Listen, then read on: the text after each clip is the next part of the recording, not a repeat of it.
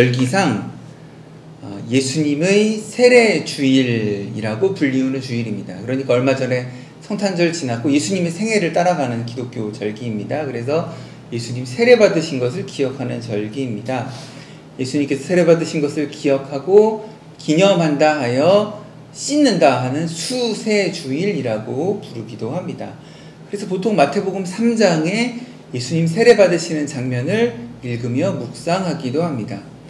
성경 전체를 보면 여러 사람들이 여러 모양으로 세례를 주는 이야기, 세례를 받는 이야기들이 나옵니다. 물론 예수님의 세례에 너무나 감동적이고 중요한 의미이지만 오늘은 그에 못지않은 중요한 세례의 이야기를 나누고자 합니다. 바로 고넬료가 세례를 받던 그 장면에 대한 말씀을 나누고 생각해 보고자 합니다. 이방인인 고넬료가 그러니까 유대인의 방식대로 살던 사람이 아니고 유대인의 규칙대로 살던 사람이 아니고 혈통으로 유대인이 아니었던 사람인데 그 사람에게 세례를 주는 장면입니다.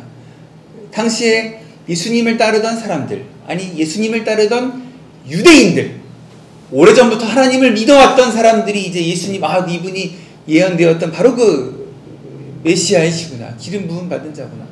그래서 예수님을 믿던 유대인들이 있었잖아요. 그런데 그들이 우리 안에 유대인이 아닌 사람이 들어오겠다라고 할 때 베드로가 세례를 준 이야기를 나누어 보고자 한다라는 것입니다.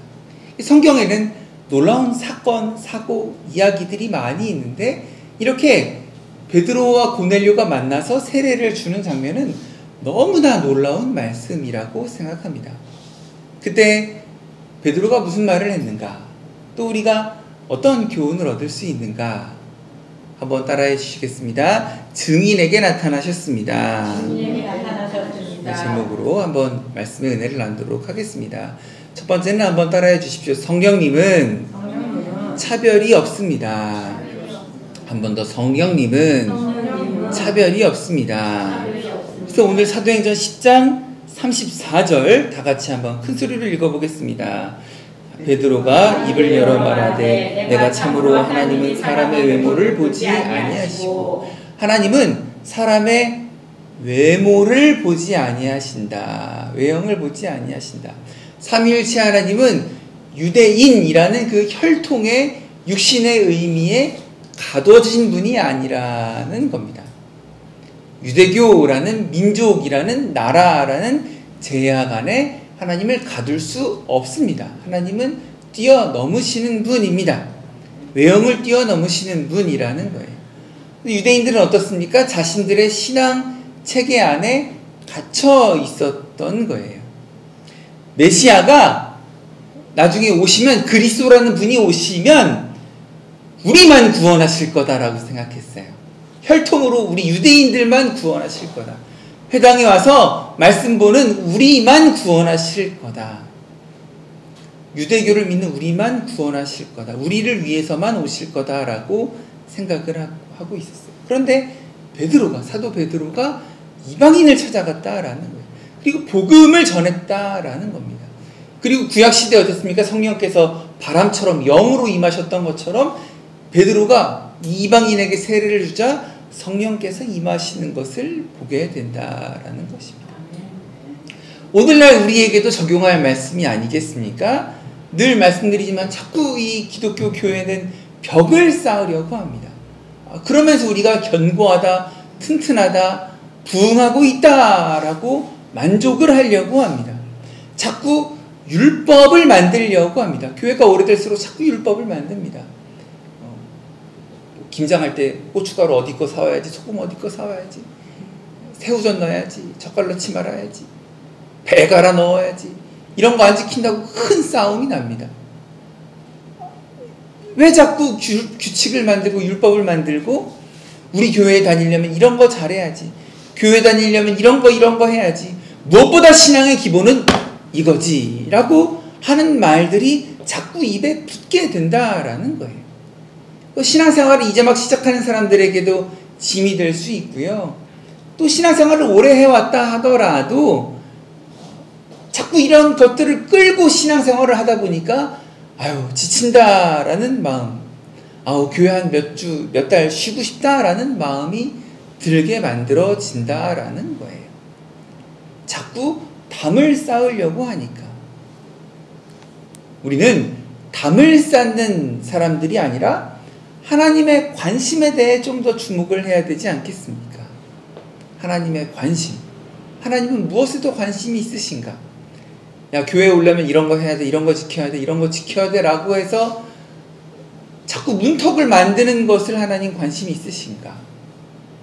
아니요, 하나님은 달라요. 우리랑 다른 분이에요. 우리는 외모를 봅니다. 외모를 볼 수밖에 없습니다. 그런데 주님은 어떻게 하신다고요? 주님은 사람과 관점이 다르다라는 거예요. 우리와 관점이 다르다라는 겁니다.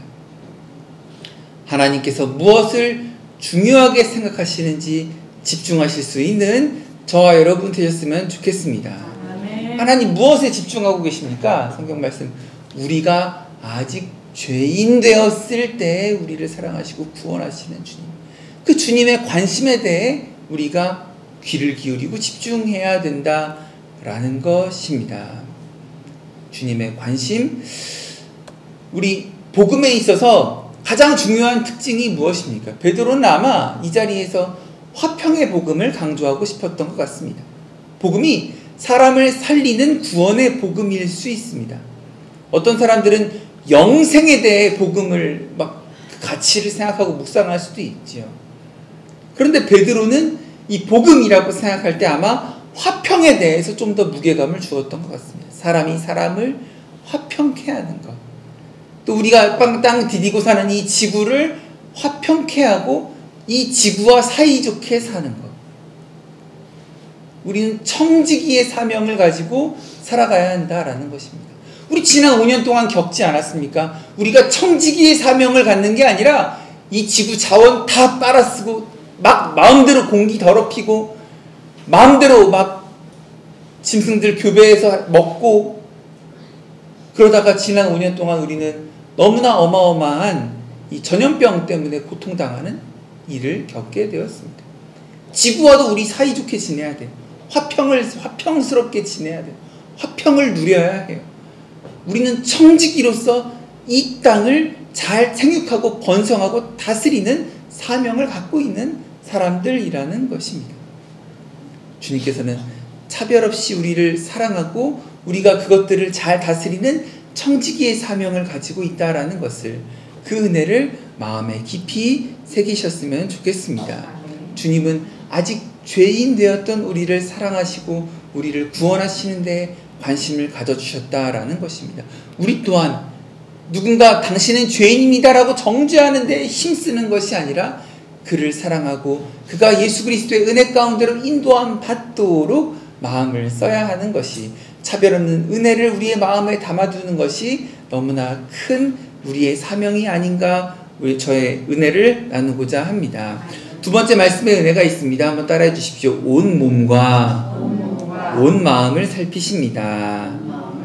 한 번 더, 온 몸과 온 마음을 살피십니다.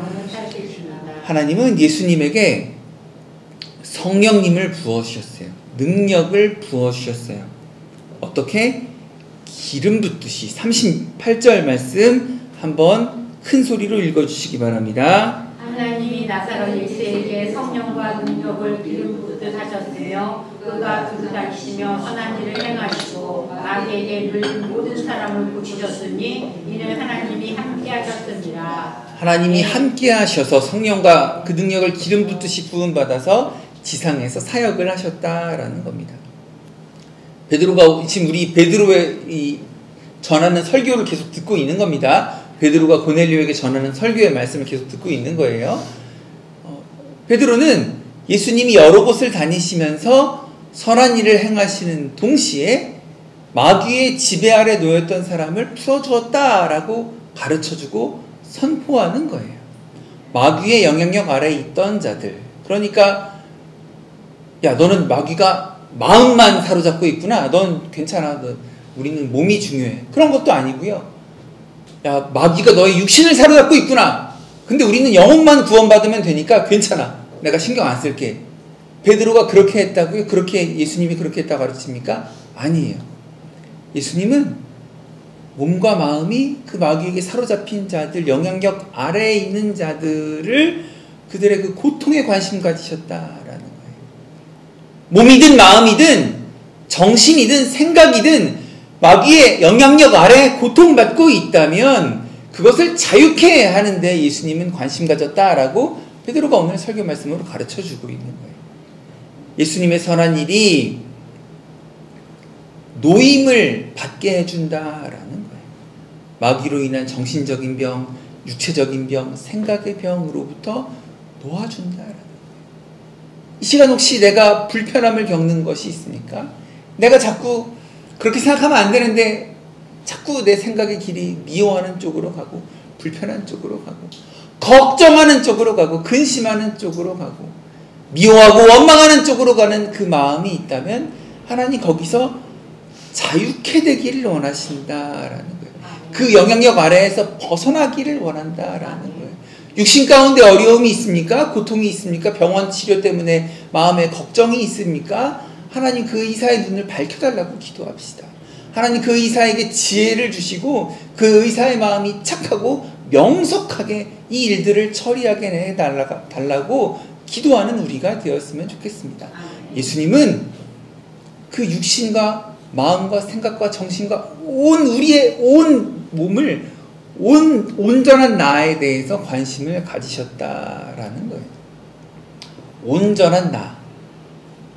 몸만 따로 생각하는 것도 마음만 따로 생각하는 것도 아니고 정신만 생각하는 게 아니라 온전한 나, 온 나, 조제일 한 사람에 대해서 주께서 관심을 가지신다라는 거예요. 투신한다라는 말이 있죠. 한강다리에 투신한다. 꼭 그것뿐만 아니라 민주주의를 위해 투신한다. 이 땅의 독립을 위해 투신한다. 공산주의를 위해 투신한다 라고 할 때 무슨 말입니까? 투신한다 라고 할 때 아침 8시에만 잠깐 한다라는 그런 뜻입니까? 아니에요. 온 몸과 투신, 몸 신자를 쓰지만 온 몸과 마음을 바쳐서 그 일을 한다라는 거예요. 몸을 던진다라는 거예요. 오늘 수세주일 예수님의 세례의 의미를 생각해 본다고 했는데 세례도 마찬가지 아닙니까? 온 몸을 물속에 푹 잠그면서 나의 삶이 변화되는 거예요. 고넬료가 어떻게 했습니까? 세례를 받으면서 내가 일주일에 한 번 주일날만 내가 예수님 잘 믿어보겠습니다. 그랬나요? 아니요. 투신. 나는 로마의 군대 장군이지만 투신. 예수를 믿는데 내 몸을 던집니다. 내 온 마음을 던집니다. 예수님의 생각과 맞닿아 있는 거죠. 예수님 생각.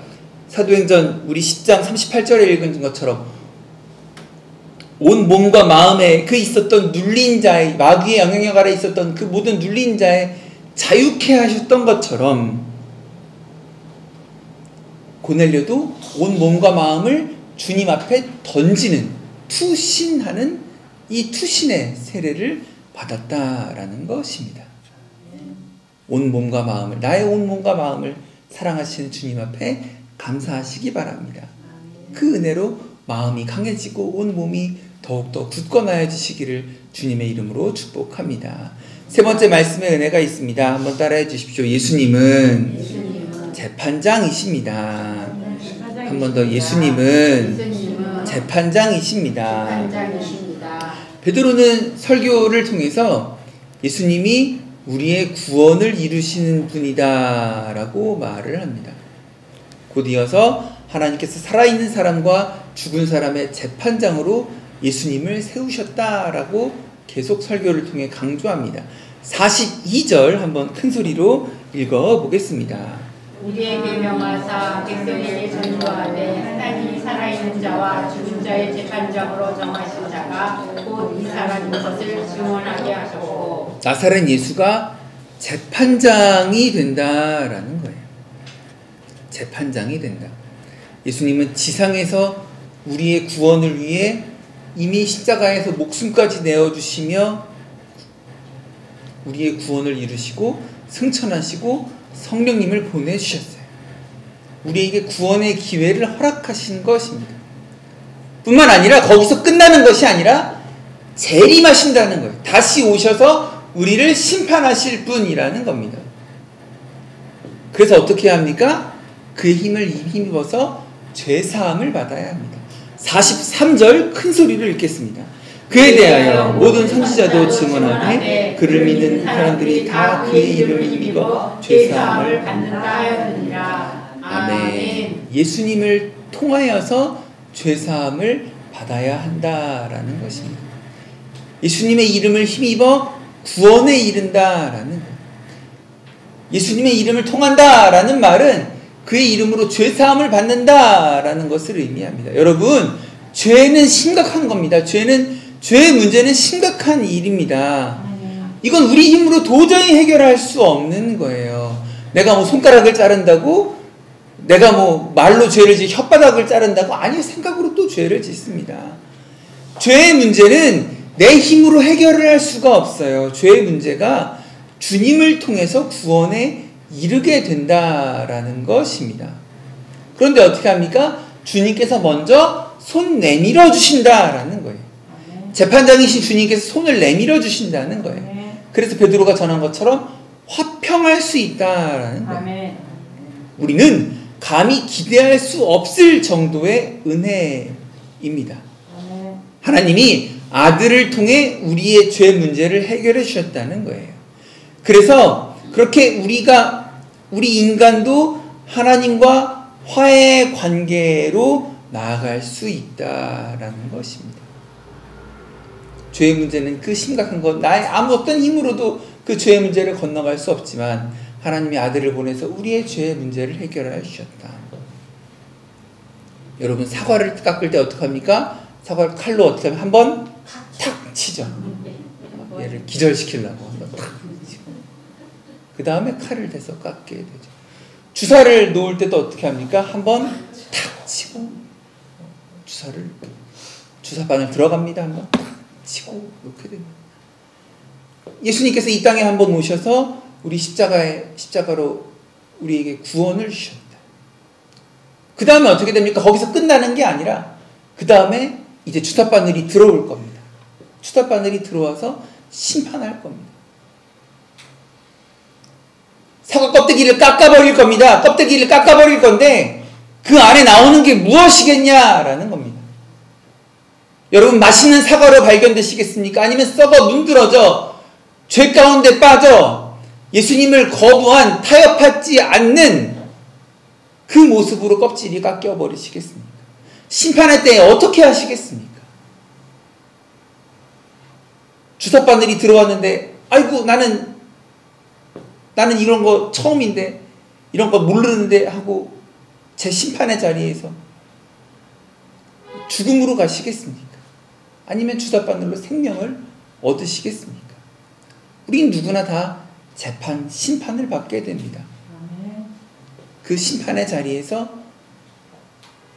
재판장이신 주님을 기억하고 그 재판장이신 주님과 화목함으로써 그 은혜를 평생 기억하고 누리기로 결단하시기를 주님의 이름으로 축복합니다. 다 같이 마태복음 3장 말씀 읽고 마치도록 하겠습니다. 마태복음 3장 13절부터 17절까지의 말씀입니다. 마태복음 3장 13절부터 17절까지의 말씀.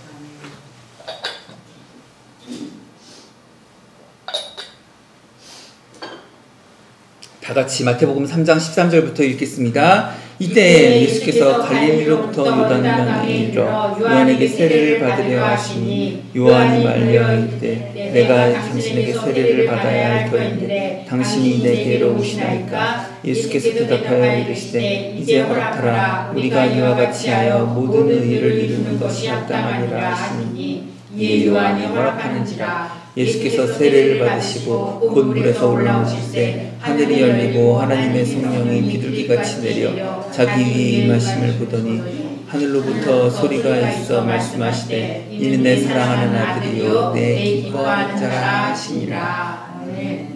예수님은 요한의 세례를 받으셨습니다. 본격적인 공생애를 시작하신 것입니다.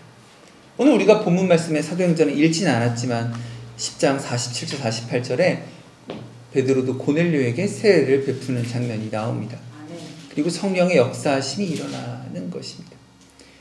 요한과 예수님께서 오늘 마태복음 3장 13절 이하의 말씀에서 요한과 예수님이 화목하는 것을 혹시 느끼셨는지 모르겠습니다. 아이고 내가 무슨 당신에게 세례를 줍니까? 세례를 줄 수 없습니다. 아니다. 우리가 이렇게 세례를 주고 받아야 한다라는 것입니다. 15절 예수께서 대답하여 이르시되 이제 허락하라. 우리가 이와 같이 하여 모든 의를 이루는 것이 합당하니라 하시니 이 요한이 허락하는지라. 세례가 화목의 의미 또한 있음을 우리 마음에 좀 가져가셨으면 좋겠습니다. 말씀에 나눈 것처럼 차별 없이 온 몸과 마음으로 임하는 은혜를 사모하시기 바랍니다. 그리고 마지막 날 재판장이신 주님의 이름으로 죄사함을 받을 것을 사모하고 기뻐하시기를 주님의 이름으로 축복합니다. 아멘.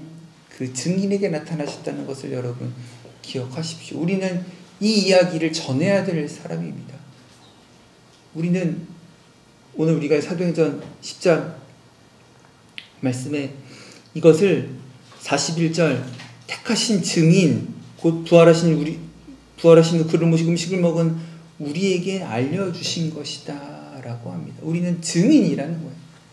베드로가 지금 고넬료에게 설교하면서 말하기를 저는요 증인입니다 라고 하면서 설교를 하는 거예요. 증인이 전해야 될 것이 무엇이라고요? 주님은 차별이 없으신 주님입니다. 그리고 우리의 온 몸과 마음에 관심을 가지고 계십니다. 그리고 그 주님께서 재판장이 되어주십니다라는 것을 전하는 증인이 되어야 한다라는 것입니다. 말씀을 생각하면서